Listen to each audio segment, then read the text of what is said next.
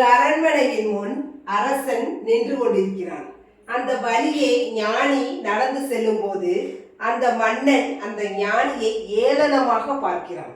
உடனே அந்த ஞானி இந்த மன்னனுக்கு பாடம் புகட்ட வேண்டும் என்பதற்காக மன்னனிடம், நான் இந்த சத்திரத்தில் தங்கிவிட்டு செல்லவா, இன்று ஒரு நாள் மட்டும் இந்த சத்திரத்தில் தங்கவா என்று கேட்கிறார்.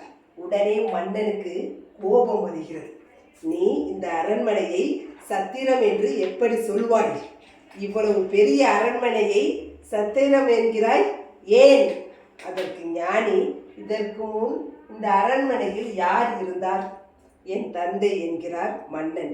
அதற்கு முன் யார் இருந்தார்? என் தாத்தா என்கிறார். உனக்கு அப்புறம் என் பிள்ளைகள் தான். அப்போ இது சத்திரம்தான். வழிபோக்கன் வந்து செல்லும் இடம் மாதிரி அப்பப்ப தங்கிவிட்டு சென்று விட்டு போற மாதிரி தான். இது நிரந்தரம் கிடையாது. அதனால்தான் நான் சத்திரம் என்று சொன்னேன் என்கிறார் ஞானி.